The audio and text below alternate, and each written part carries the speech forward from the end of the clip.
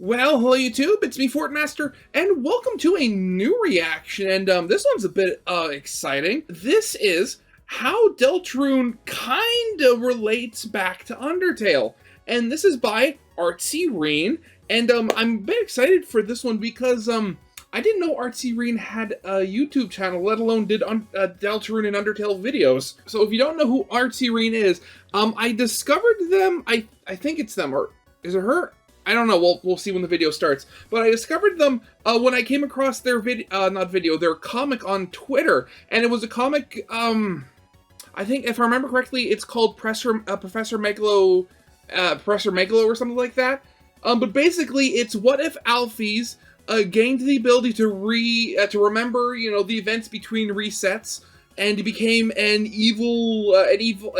became a crazy evil scientist because of it. So, and then, you know, all the shenanigans that Frisk and Sans do trying to fight her. And I absolutely loved the comic and what was put out about it. But I had no idea artsyrean, you know, had a YouTube channel. So when I saw the thumbnail to this video in my suggestion feeds and recognized the art style, I thought, huh, that might be fun to watch. Let's see what it's about. So yeah, I mean, as the title says, how Deltarune kind of relates back to Undertale, which, I mean, as we've seen many times throughout this game, there aren't that many direct, you know, references to Undertale apart from, you know, characters and stuff like that. But then, you know, there is the whole thing with the potential that Sans might have originally been from Deltarune before he went to Undertale. However, that's going to play out if it's actually true. Man, honestly. And if Sans couldn't have been even weirder. But yeah, I mean, I really have nothing else to say on this, so let's actually get this thing started. So yeah, of course, as always, original video is linked in the description if you haven't seen it for some reason. Corner video will lead to my Let's Play of the day. And if you like this video or any other video that I make, I'd very much appreciate it if you gave the video a like and subscribe to my channel, because almost 3/4 of the people that watch my videos aren't subscribed, and I'd like that to change. Because my main goal for this year is to hopefully hit 10,000 subscribers by the end of the year. I mean, let's see if it's possible. But yeah, with all that out of the way, let's get this thing started then, shall we? Hey, you. Eyes on me. Ignore the title for a second and just walk with me on this. But before that, let's just collectively scream at the fact that Chapter 3 and 4 of Deltarune are finally out. Aight? 1, 2, 3. Hey there, long time no see. In essay format. No kidding here, I've been going back and forth on whether I should do another one of those, as frankly, the way I phrased myself in the Sans video is making me cry a bit, but I really thought it'd be cool to have a Seen the change Sans. Have I seen that video? Wait, have I reacted to have I reacted to one of her videos before? No. The title of that other video, I remember seeing it. Maybe I saw it in my recommendeds. Oh god, that's gonna be killing me now. An excuse to talk about Deltarune for a second, cause my god, what a ride it was. If you haven't figured it out by now, this whole video will have both Undertale and Deltarune spoilers, so if you're still in the dark about it, now's the time to dip. I'm fine. So, hindsight is 2020, or 2025 I guess in this case, but the Roaring Knights making their debut in Chapter 3 already actually makes more sense than I initially realized. I mean, think about it, the only two characters even acknowledging the Knight are King and Queen, with Spamton and Sham also bringing them up, but it's also very missable dialogues. And even when Queen emphasizes the Knight the most, no one in the Fun Gang actually gave that detail any mind. Like, sure, Ralsei definitely knew about them, but he also just didn't say anything about it, and Susie and the rest of the Lightners were so wrapped up with Queen's shenanigans, no one really, as politely as I can put it, gave a fuck about the Knight at all. While there have been many people making videos about the identity of the Knight, I think we were all so hyper-focused on the mystery behind it that we all collectively forgot what was actually presented to us in terms of story structure. So yeah, the main antagonist kinda had to be established early on, otherwise it would have just been Chapter 2 for another 5 times. Yeah, that's what I forget which video I said it in, but I basically said the exact same thing on another reaction, for the basic reason being that, I mean, if the big bad of the game is, you know, the Knight, it wouldn't make sense for them to be, you know, shown, you know, at the very last minute of the game. You have to show them early so that, you know, you actually build up suspense and, you know, you actually know who you're fighting. Now, granted, I don't think any of us saw how we were going to first see the knight, like, you know, with them slicing Tenna's arms off, and then just appearing, and them technically also being the secret boss of their chapter, even though they don't have the freedom motif. And while it is technically possible to beat them without the mantle, it's very hard, you know, just... There's a lot of baggage with the knight in Chapter 3. And it's all loaded right in the last, like, 10 minutes of the chapter. Not even 10 minutes, like 5, if you're bad at the game. It's actually funny in retrospect how we saw Chapter 2 as a template for the whole game. Remember how we all assumed Toriel would have a major role in Chapter 3? Boy, that sure went down the drain fast. I'm still angry about that. Like, I hope, well, I mean, it probably will get explained at some point, but I'm still so confused as to why Tenna was so obsessed with keeping her asleep. Like, why was she in grave danger if she woke up? Was the knight always actually there in the Dark World and was just watching to make sure that, you know, Toriel stayed asleep? And if she woke up, then she'd just go in for the attack or something? Like, I don't understand. I think this goes together with the whole thing about Deltarune almost refusing to have Undertale's original cast to really be as involved into Deltarune's narrative. And frankly, to me, I think that's not that bad. After all, Deltarune, while having many things in common with Undertale, is a very different game, yes. Story. It wanting to focus on Chris, Susie, and Ralsei more is completely natural. The only characters that would have more to do with it would obviously be the Dreamers, since they are directly tied to Chris. I mean, hell, in my Sans video I even said that anything to do with him would be in the background, so there is no way he would get any... Yeah, I think that's it. Wouldn't it be really funny if Sans was in the house now? That'd be so fucking funny. Only because of this song showing up, okay? So, do you mind if I...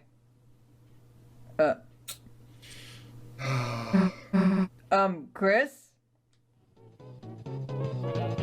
Yeah!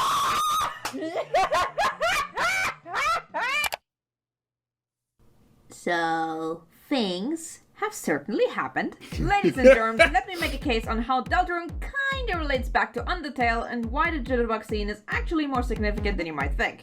To clarify, this video isn't just about the scene, but how it kinda jump-started a whole lot of things I had thought about and how it basically confirmed the theory I had in my mind. I also, again, want to make it clear that this isn't about making Deltarune Undertale 2, or sequel, or prequel, or whatever. Well, the latter may have some points, but let's ignore that for just a second. Yeah, I mean, I still remember, well, even when I first played the game, when it first came out, like, when the first chapter came out, like, I said, like, it's like, what was it, like, this is like an Undertale or Deltarune sequel, or, actually, what did I say? Man, let's go down some memory lane, shall we? Yeah, I literally called episode 1 an Undertale AU, so, like, my position on, like, what this game even was kind of confused when it came into relation with Undertale. Hello, YouTube, it's me, Fortmaster, and welcome to... well, what some people are calling Deltarune, other people are calling it Undertale 2. For me, the only thing the window says is contact. So, I have absolutely no idea. Yeah, well, there you go. That's wait, what year was this? I forget. Yeah, that's 2018 Fortmaster there for you. It actually has more to do with a very specific way I wanted Deltarune to be related with Undertale. That being that Deltarune would provide context to things within Undertale.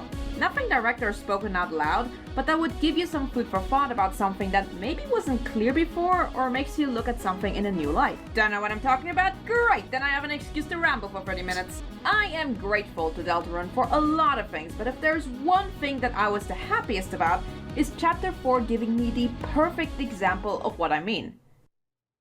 Gerson. Gerson has always been a very beloved side character in Undertale. Even if he wasn't your favorite character, he provided some interesting insights to the overall lore in the story. He is, also, the one who explains to you the prophecy of the Deltarune. Fitting, eh? If you backtrack to him after defeating Azrael, you'll also get some extra tidbits about his past. Mainly that he is old enough to have fought in the war between humans and monsters, known as the Hammer of Justice. God, yeah, that was one of those things. I mean, granted, you know, fighting him was absolutely nuts, but the fact that we actually got to see him, I mean, not in his prime, but definitely in fighting shape, was just absolutely wonderful, and, like, fills in just so many, like, headcanons and stuff like that. And of course, the whole thing that, that the Hammer of Justice takes, like, heavy inspiration from Undyne's themes and stuff like that. I mean, given the fact that, she was taught by Gerson, like, in Undertale, I'm saying, like, and it makes so much sense that, all of her attacks are seemingly just slightly worse versions of Gerson's because she never quite mastered them fully. Which, I mean, God, that's a little sad, but I mean, at the same time, it's very cool. It's also here and in the phone call with Undyne around his shop that you learn about her and Gerson's relationship as student and mentor. This establishes the idea that Undyne was not just trained by Asgore as initially thought, but that she was trained by an actual legend. Despite those being really cool details, you never actually see Gerson in action, nor any interaction between him and Undyne. Yeah, because he never leaves his store, because he knows that's the only place where you can't hurt him. Which, again, I know that's a funny little bit of meta commentary there on the fact, it's a game and stuff like that, but I really have to wonder, how did he, learn that? Like, how did he learn specifically that in his world, humans could not harm monsters if the monsters set up a literal store? Like, I really want to go back in time and just see the trail of events that led to that knowledge. Not to mention how missable these little extra dialogues are. Sure, he's a badass in the genre, but it doesn't really go further than that. While many Gerson fans were probably fine with just this little to base whole comics and headcanons on, Deltarune did something phenomenal with Gerson. Even though the trope of the old cuckoo is wiser than first expected that can also whoop your ass isn't exactly new, it works perfectly for the story presented. Susie gets so excited about how she's part of the prophecy, a predetermined fate she seemingly is a part of, that it's natural to be a bit bummed that she's at the same time shoved into a category of fighter. One who only hurts with an axe, who couldn't possibly learn healing magic as good as Ralsei. So, of course, it makes sense for Gerson to be the one to basically say screw fate and write her own story. That basically summarizes their whole relationship, but it doesn't end just there. If you solve the golden piano puzzle, you get the chance to fight Gerson. And with you, I mean Susie and Susie alone. This fight honestly could have its own video, as it is just an incredible demonstration of the chapter's themes and also a beautiful mixture of Gerson's, but also Undyne's mantra. The Undyne motifs don't get overlooked. Many people freaked out when seeing the Green Soul make its return, and very fitting for this fight as well. Not only do we finally see Gerson in his glorious warrior self and magnificent ponytail, but we also get motifs of Spear of Justice and battle against the true hero in the battle music, which gives us a direct connection back to Undyne. Oh, actually think about it. There was another thing I saw somebody point out. It's the fact that him and Undyne have the same hair. Which, again, that's not something I noticed or even thought about when I was watching it. But no, again, like big long ponytail? Yeah, exactly. And while Susie is absolutely her own character that has her own journey to make, you'd be crazy to say she doesn't have a lot in common with Undertale's Undyne to a certain degree. Because of that, the dynamic Susie and Gerson have as mentor and mentee, is that a word? Oh. Mentor and mentee, yeah. Actually, is mentee a word? Yeah, mentor and mentee, mentor-mentee are, is an actual thing. Okay, there you go. It's funny, I'd heard of mentee before, but I was never sure if it was like proper English. Open Office isn't correcting me, so I assume it is. Anyway, with the dynamic they present here, it indirectly gives you a small window of what Undyne and Gerson's relationship was like in Undertale, from her defiance of fate and making her own path, like in her Undyne fight, to carrying over the justice motive in her own way. It also informs you a lot on Undyne, as we can now say pretty confidently that she's carrying on Gerson's torch, just like Susie is when accepting the axe. Hell, Gerson even makes a reference to how Susie reminds him of Undyne, or more, the dragon she's definitely connected to in Lord of the Hammer. Also, unrelated, but can I just say how much I love the Hammer of Justice? Not only combining all the Undyne motifs, but also the instrumentation. I mean, I only have to agree here. I mean, I love the banjo. I can't play it, can't play really any instrument, but I love the banjo. Do you recall the last time you heard a jaw harp in a track like this? Cause I can't. And the freedom motive sneaking in there as a signifier on Gerson's personal sense of freedom by not abiding by any script and doing his own thing, like, delicious. Perfect. So with this example, I hope you can understand better as to what I mean with Deltarune kinda relating back to Undertale. It's nothing direct or a clear-cut reference, but something that makes certain aspects of Undertale much... You know, nothing to do with the video here. I literally just realized something.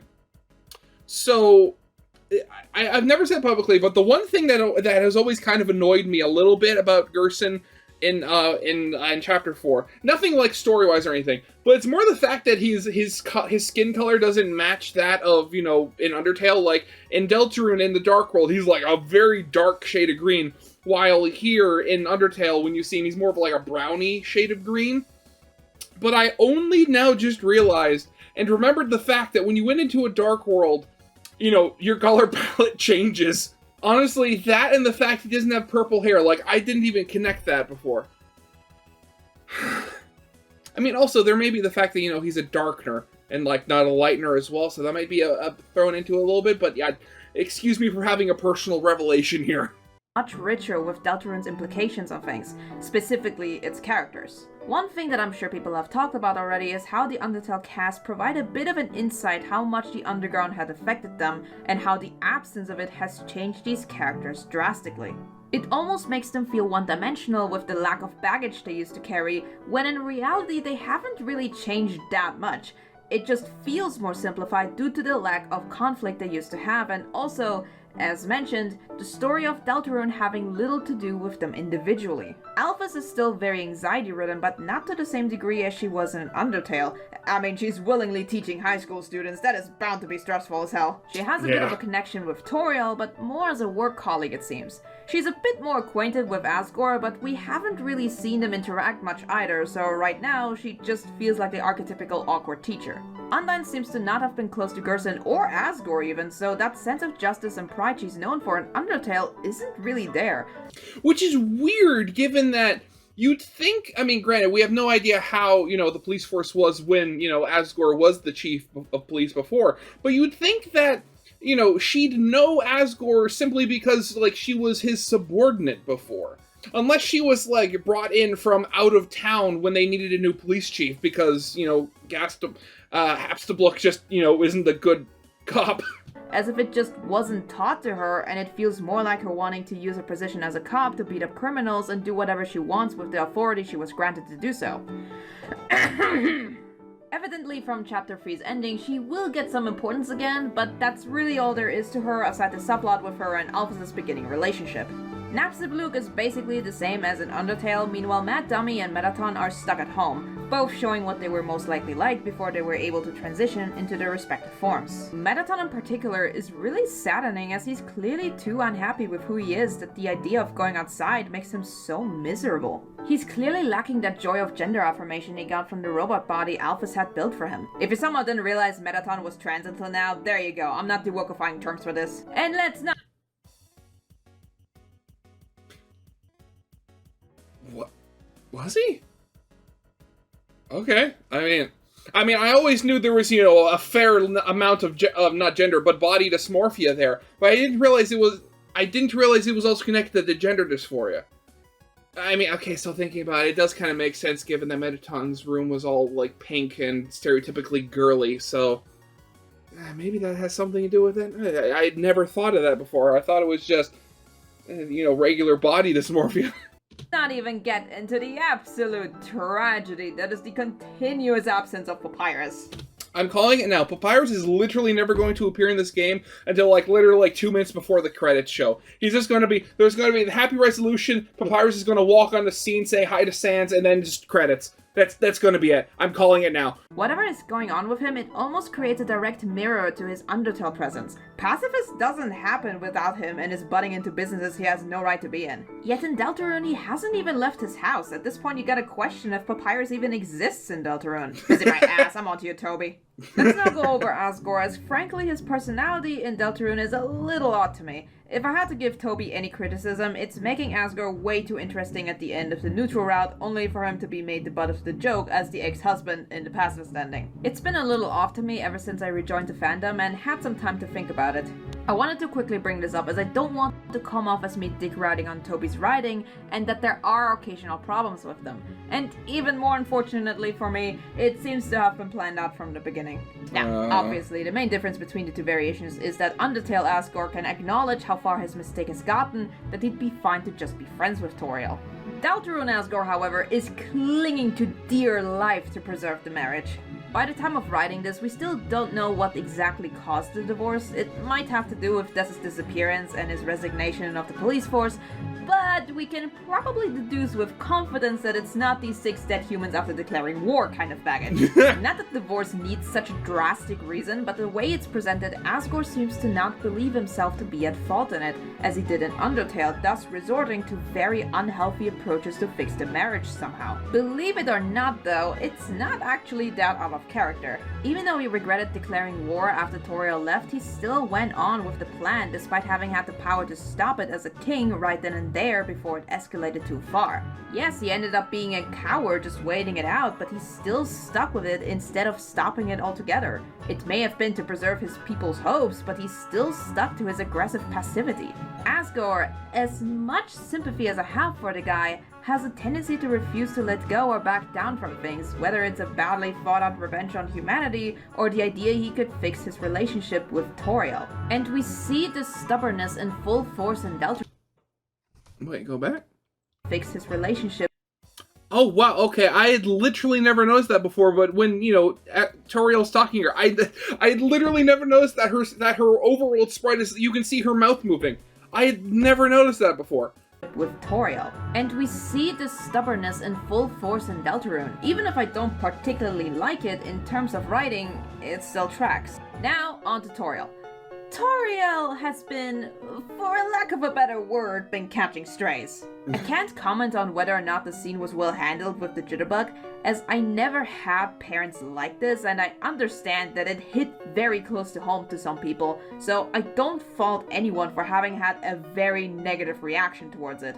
That being said, I think a scene like this was kind of necessary. Whether well executed or not, it actually pointed fingers at Toriel directly at what was only implied up until now, which is Toriel's tendency to be ignorant and her constant avoidance. We have her not really do anything about Chris's bullying, avoid the human monster talk by giving Chris a hornband as like a band-aid, her fully knowing Chris owns a knife and not being concerned about that whatsoever, which could all be brushed off as her knowing Chris so well she trusts him or whatever bullshit you can come up with. But when there is an actual blood stain in the room, you start to finally raise an eyebrow. There's also the whole thing about the divorce just straight up not being talked about with her. And if she was by herself, then like good for her, enjoy that single life, but she has kids. Kids that are affected by it and that need to be considered to have a talk with. Not on whether a divorce should happen, that is still on the parents, but to talk it out on what it means, check up on the kids' well-being and figure out co-parenting if possible and safe. It also doesn't help that her absence in chapter 3 makes a lot of sense if you sit down and think about it more. We have a whole dark world that reflects Chris's feelings and turmoil, their issues that have been caused by Des's disappearance, and, more importantly for this, their divorce. And it is the one where Toriel has her sleeping the entire time. God, yeah, I mean, I've said it before, but for everything that happened, Chapter 4, of all the things it did, one of the better things it did was also kind of humanize, quote-unquote, and sort of dispel the myth that it kind of clung on to Toriel since Undertale, of her being, the perfect loving mother and stuff like that. And again, like, that whole thing just goes to show, because like I've talked about it before, and the fact, again, it's, and as other people have pointed out, the fact that, she rather just kind of just ignores everything that's happening with Chris. Like, she loves them, obviously, but she doesn't really interact with any of the problems Chris is experiencing in school or any of their weirdness. Again, like the knife thing. While I don't doubt for a second that she loves, Chris and Azrael and her kids, she's rather hands-off as to a very detrimental degree, unfortunately. Yes, she was put to sleep on purpose, and maybe even by Chris themselves, but from a metaphorical perspective, it's a little concerning, isn't it? There's also the contrast between losing the night and winning to it. Toriel is soundly asleep if you just take the L, but fighting back and actively facing the issue, aka the fight, has her have a nightmare. Like, you could not make her issues any more obvious. Oh, okay. I had literally never made that connection before.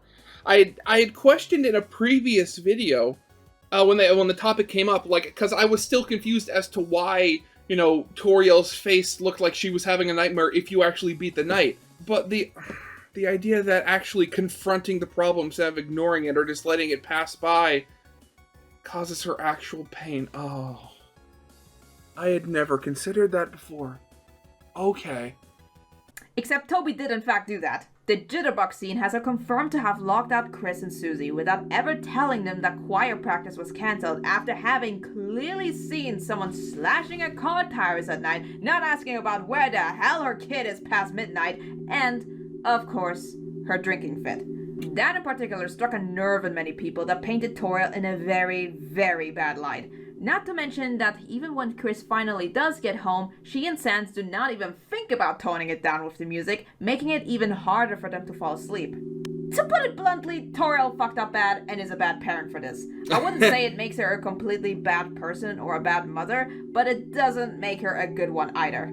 Hey there, Editing Ryan here. I want to clarify that my point isn't that Toriel was never a good mother. Of course she is. We see this with Susie and also how Toriel would do anything for Chris. She loves them dearly.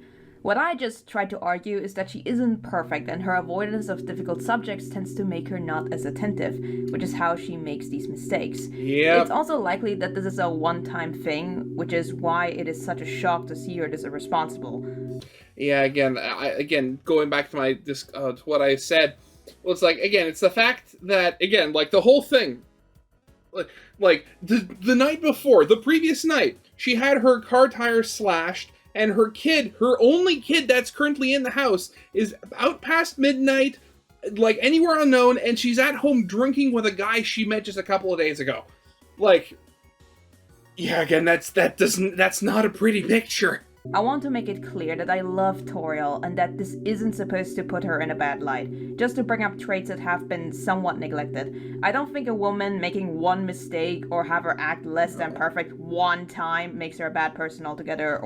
Hi Ragatha, how are you doing?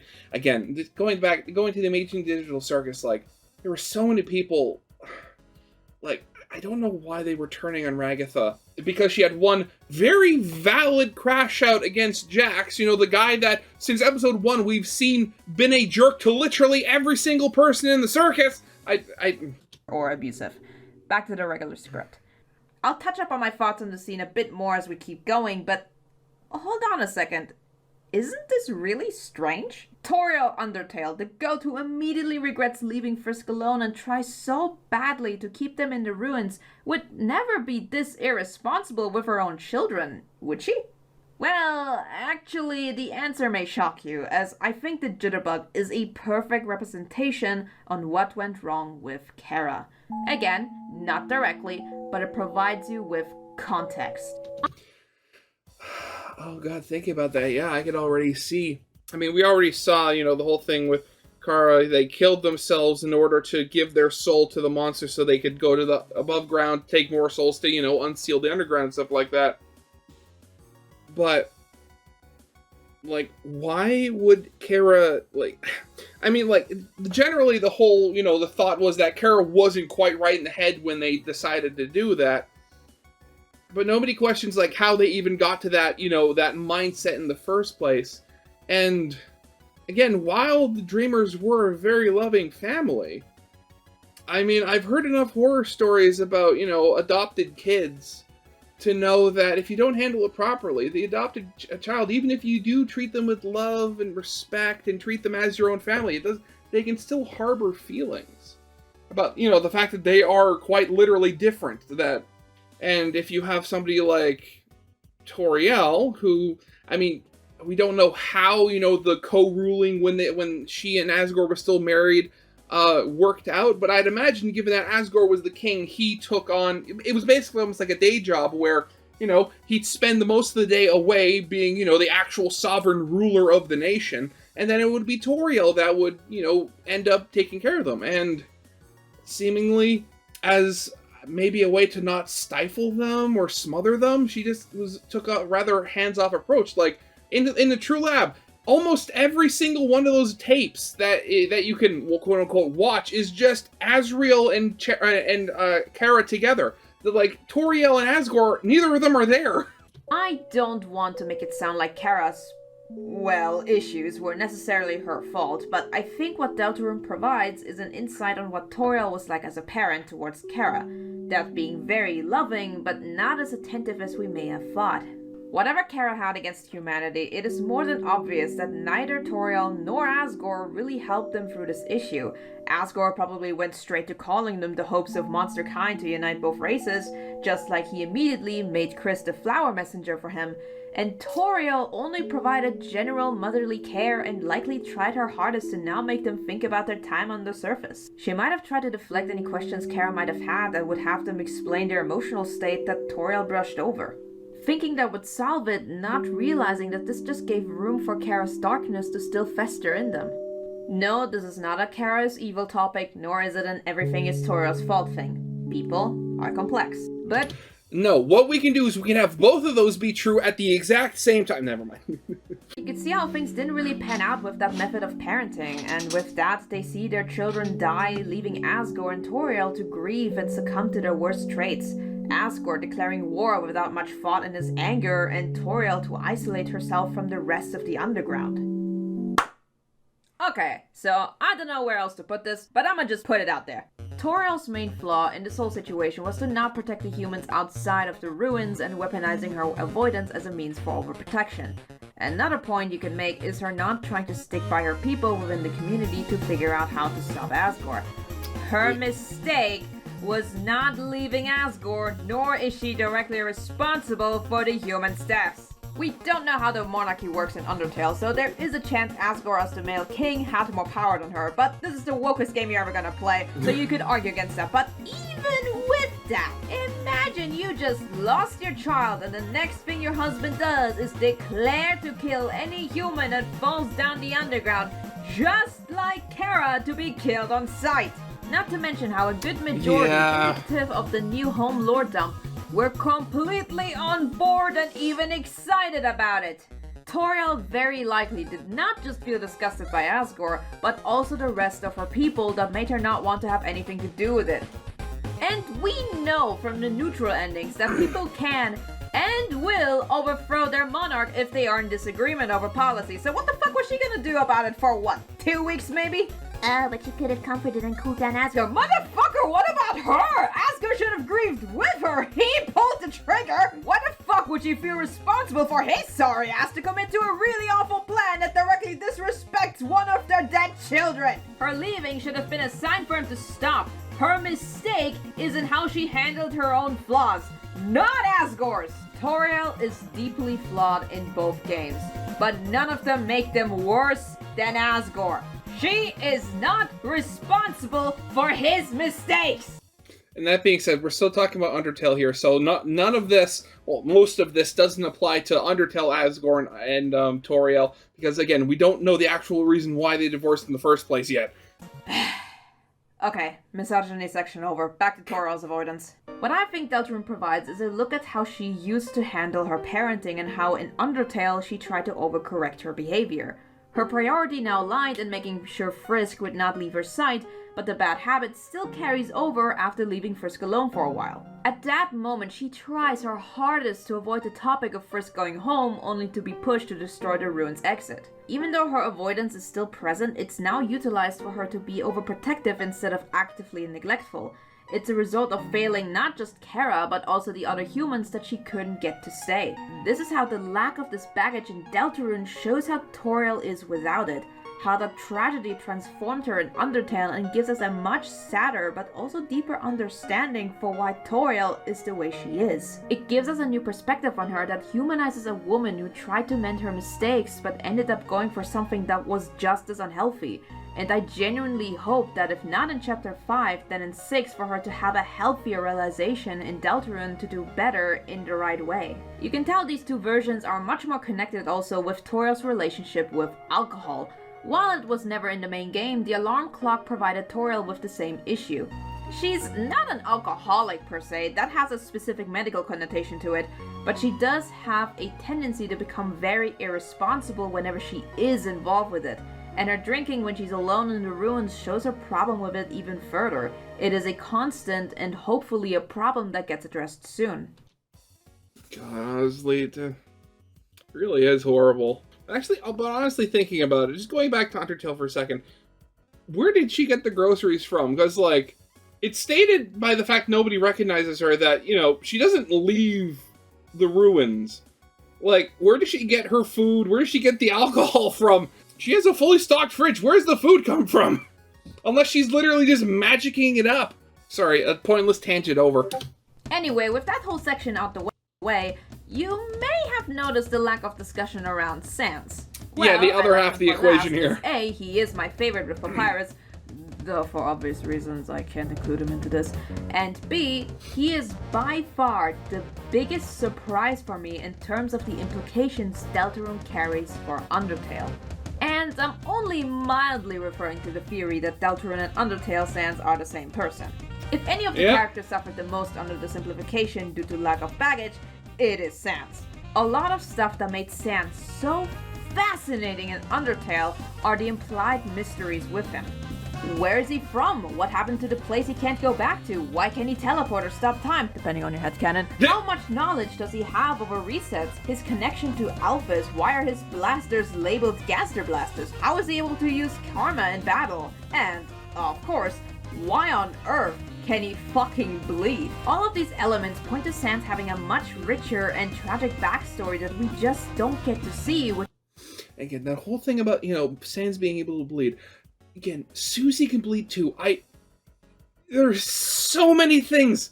It hurts my brain. Which is why he feels a little empty in the existing chapters of Deltarune. With that lack of seriousness, depression, and existentialism that made him so relatable, all he's really left with is his prankster shtick. It's not out of character, we know he loves doing that shit, and without any serious undertones, it makes sense for him to focus on that. So all that's really left as character traits right now are him taking the piss with Susie, and, of course, the I befriended your mom last night. Side tangent, how many of you did not pick up on this being a genuine joke? Like, yes, he puts befriended in quotations, but then immediately talks about how he became friends with her and had a chat. I don't think people realize that the innuendo is part of the joke. I mean, I never took it seriously, but again, like, the idea... I mean, it's partially the idea of people getting it so twisted because of it, but still, it's really funny. As in it actually him being literal about it. It's a your mom joke. He did not bang Toriel. You can see the scene of Chris trying to cover the ears from the music as an allegory for it of sorts, but it's not literal. I found a joke funny and you all ruined it for me, man.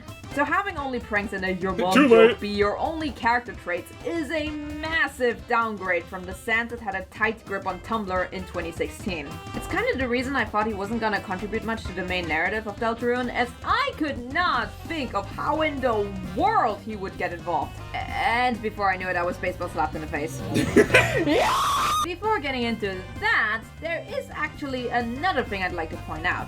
It's sort of been noted, but I haven't seen much discussion around it personally, so I think it's time we address another elephant in the room. Sans' lack of social skills. Yes, you heard me. A very well-known trait of Sans Undertale is his incredible skill at reading expressions so dead accurately he can tell how often you have died to him. A point I brought up in the Sans video to indicate how he caught you lacking at the diner. Side note, I do know he said something else if you don't die a single time in Undertale, I just did not feel the need to mention it then. But that's not the only demonstration of social awareness. We know from said diner and also at Growby's that Sans knows when to be serious and when he can joke around. And I'm not just referring to the Echo Flower talk, he knows when he can be funny and when he wants to have a genuine talk about Papyrus. In Snowden, he refocuses onto Papyrus if he realizes that you're being a dick to his brother, so Pap at least has somewhat of a good time. At the diner, he tells you how he stopped making jokes the instant he could tell something was wrong with Toriel's laughter. And whether or not you believe in my theory that the promise was more of an excuse for him to not care, the fact is he tried to comfort her and reassure that things were going to be okay. And yet, here we are in, Deltarune, and he's just having fun, being irresponsible, and then, there's the whole thing with the jitterbug, where there's quite obviously a kid, teen, whatever you want to classify Chris as, quite obviously uncomfortable with the sight of their mother dancing with, somebody they've only known for a couple of days. Yeah, okay, again, that's another thing I'd never even thought of with Sans. I mean, with the idea that, Sans is a jokester and with the idea that, jokes can, usually be at your expense. I never even thought of the fact that that the whole thing could be technically unintentional. Okay. Then there's Judgment Hall, where he changes his mood depending on what you did. If you kill a lot but leave Papyrus alive, his dark humor varies in intensity, meanwhile killing Papyrus is very cold, no real jokes, and just a straight call-out with no sugarcoating. And then there's the pacifist judgment, one where he could easily have been more humorous, but instead hung on to the theme of hope, not disrespecting your efforts of doing good at all and commending you for sticking it out. Fact is, the guy knows how to socialize perfectly. So why, in Deltarune, is he fumbling so hard with it? Honestly, I love the headcanon that the reason Sans turns around is because he's holding back laughter from Asgore's "I'm your egg's husband" joke. It's like, honestly, I don't care what happens. In my mind, that's what Sans is doing right now. Laugh at the joke all you want, but telling a kid you just met a your mom joke is pretty weird, even for a dickhead like Sans. At the grocery store when Asgore shows up, he faces away and isn't even trying to roll with it, and while it is something that most of us would do here as well, for Sans, it feels uncharacteristically embarrassed. Sure, you could argue that it's because he just met Asgore recently, but we're talking about the guy who apparently just walked into Grillby's one day asking for the usual when it was his first time there. You'd think he'd know how to navigate an awkward joke like that. Although, the alternative that he had to turn around because he genuinely found ex-husband that fucking funny. Yeah, there we go, that's the picture! It might be... Again, okay, now I'm beginning to realize just how many, how many really good Deltarune and Undertale pictures I've actually seen that were from artsyrean here. Okay, I mean, I already followed them on Twitter, but I mean, if you haven't followed them on Twitter and subscribed to them on YouTube, you make sure to do that already after you subscribe to me and follow me on Twitter and Blue Sky and stuff like that as well. But I always felt this conversation with Asgore afterwards felt weirdly awkward, even for Sans.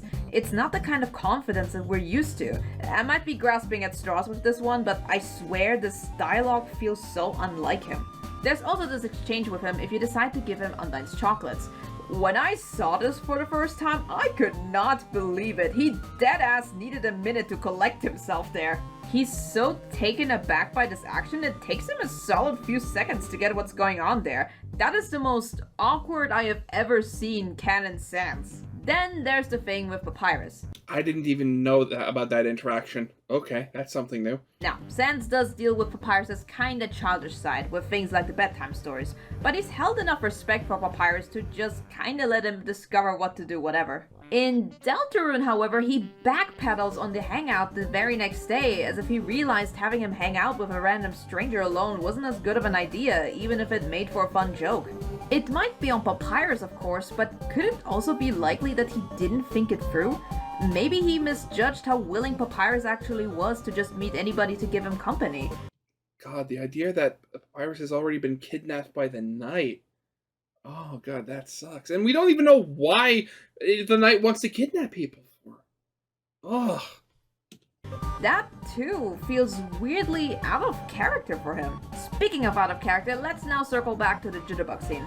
Now, I don't know if you've noticed, but Sans Deltarune has kind of become public enemy #1 over this scene. And yeah, the number of jokes I saw where, or like somebody took a video, you walk from the door and then you interact with Sans and then just the genocide route fight happens. I mean, I've saw what, like 4 or 5 different versions of that being copied and spread around.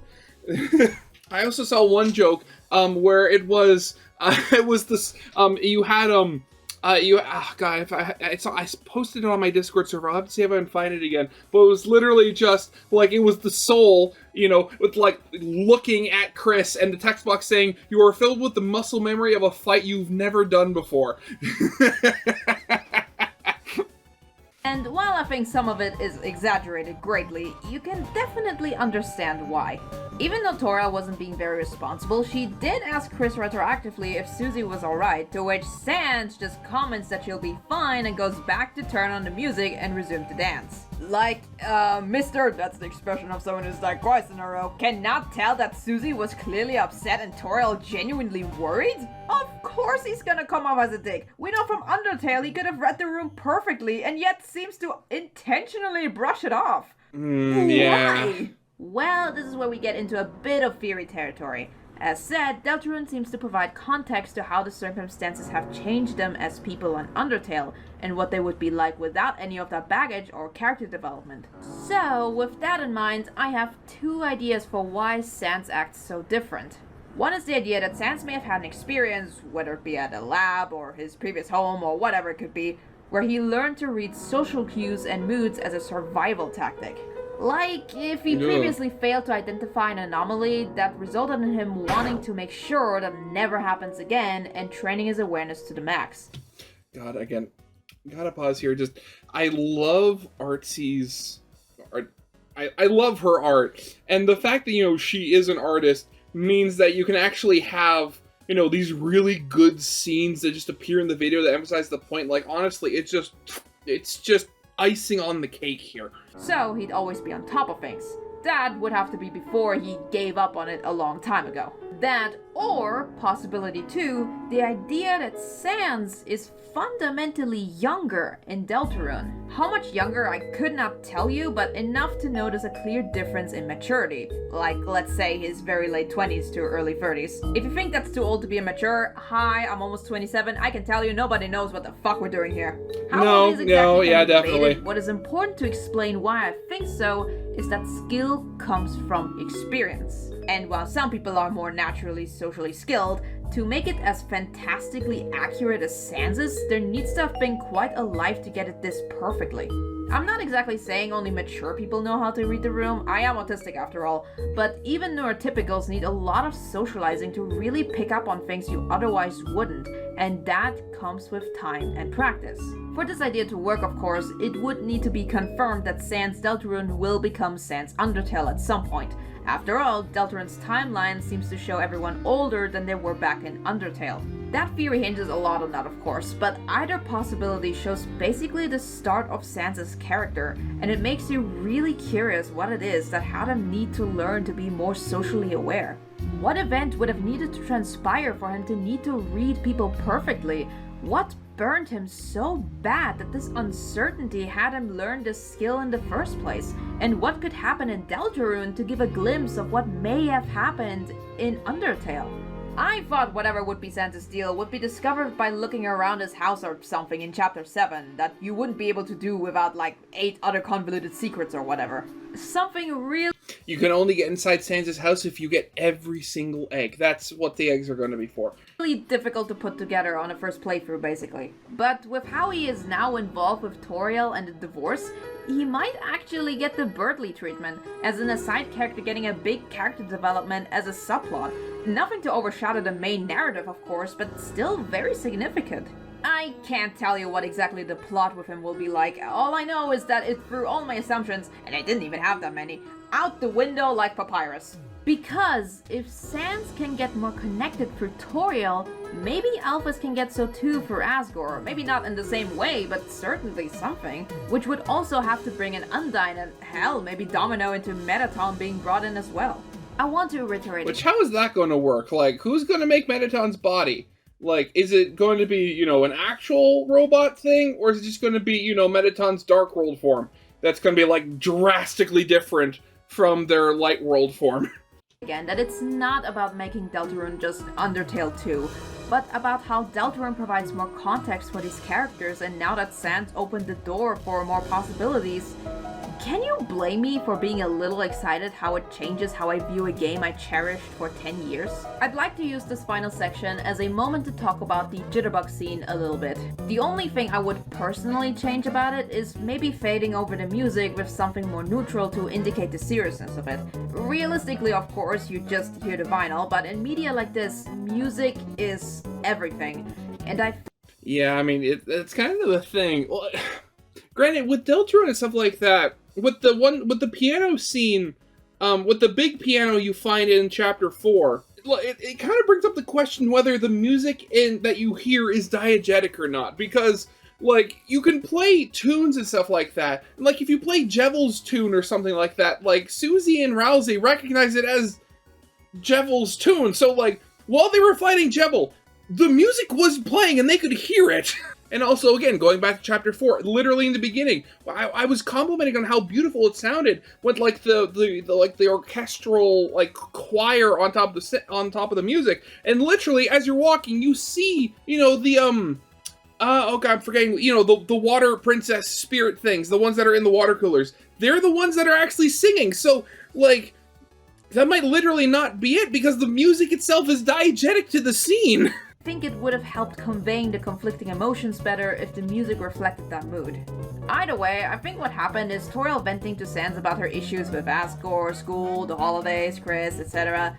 Thus, he might have thought that having fun drinking could cheer her up, and that in his drunken stupor, he focused on that original thought instead of recognizing an issue with the scene. My point is that since he probably only has Toriel's perspective on things, he might not actually be aware that he's enabling her bad behavior of avoidance and irresponsibility. Yeah. And yes, I think he was drunk too. He seems like the kind of guy who would be really good at hiding his drunkenness. Like, look at him move. You will never see that of him while sober. Like, come on. Not to absolve him from his crummy behavior, but considering the thoughtfulness Sans Undertale had, I can't help but wonder if this is just a combination of unfortunate coincidences. Another point I'd like to bring up is the whole discussion around Soriel. Now, I will be very upfront with you. I love Soriel as a ship. I think the chemistry can work platonically just as well as romantically. I understand the reasons people have for disliking it, and this isn't me trying to put those down, but I also have my own reasonings for why it works for me instead. You can dislike it. Unlike Chris, you have free will. Just like I have free will to like it. Oh, come on. It's like, here we are with the Chris slander here. Instead, I just don't think it's as bad as some people describe it as. Like, trust me, this is not remotely close to the worst ship in existence. That being said, I'd like to provide some comfort for Soriel haters. I fully believe that the game is framing the two being read as romantic intentionally. The grocery shop scene giving you Toriel and Sansa's connection is immediately followed up with Asgore attempting at flirting, and also right after Toriel leaves Asgore again at the church, it's no coincidence that next time we see them, it's when dancing into the night. If Sans was literally any original character, most people would have read this as romantic, let's be real here. However, exactly because it's with Sans, the setup for it to turn out to be platonic in the end feels more likely. I didn't bring up the your mom joke for nothing. He is being literal about the befriending, and I think that's gonna be the punchline of it all. I could even see how Toriel could get upset at Asgore only finally respecting Toriel's boundaries after thinking she's involved with another man again and not actually in respect to her personhood. God. That would be, oh god, that would suck. That'd be really sad. And then it turns out, oh wait, she's just friend, and then he just starts right back up again. I don't know, I never expected a plotline like that to be used for Deltarune, much less with Sans, but I want to trust that Toby knows what he's doing. I usually don't like stories like this, so I can't really tell you how well that's gonna go. But I personally like the little Soriel hints I got, and hey, I'm not gonna pretend my fangirl ass isn't at least a little happy over Sans having plot relevance again. Thank you for watching, I can't wait to see what Chapter 5 has in store, and... okay, if Sans actually wakes Chris up at the start of Chapter 5, I might actually kill him myself. Oh god, I'd never thought of that possibility before. Oh... Like, I really do like her thought process there, where it's like Deltarune is giving us context for stuff that we didn't quite see in Undertale. And Yeah, given everything we've seen so far, it does seem to be pointing that way. So again, the question still... the question still stands. What is it that caused Sans to run away? Like, I joked before that, like, in the, the end of the game, like, in the finale, it's going to, it's going to be, like, shown that, like, Sans, like, escaped, and the machine in his basement was, like, essentially like a life raft where him and Papyrus went through, and then the idea that, if the world was saved, Sans doesn't know, or does know, and then just can't go back. Like, that's super sad, but that... Again, all that stuff about, Sans potentially as being younger and less experienced than we see in Undertale. Like, that is honestly... Like, I had honestly never even considered that before. That's I'm gonna have to look through all this stuff again, because I had never noticed that. But yeah, that's definitely going to be it for now. So yeah, I hope you guys liked. If you did, leave a like, subscribe if you have not, and I'll see you guys next time. Goodbye.